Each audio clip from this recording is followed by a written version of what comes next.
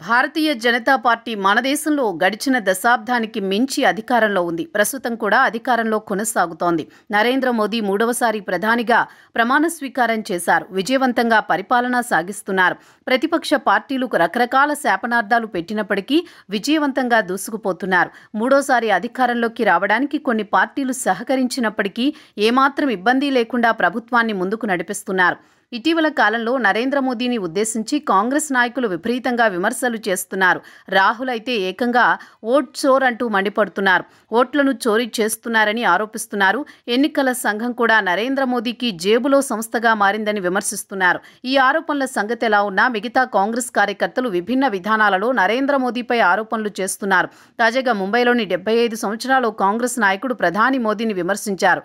చీర కట్టినట్టు ఉన్న మోదీ మార్ఫింగ్ ఫోటోను సోషల్ మీడియాలో షేర్ చేశారు. ఈ ఫోటో షేర్ చేసిన ఆ కాంగ్రెస్ కార్యకర్త పేరు ప్రకాష్ పగారి. అతడు చేసిన పని పట్ల బీజేపీ నాయకులు ఆగ్రహం వ్యక్తం చేశారు. అతన్ని గుర్తించేకంగా విమర్శలు చేశారు.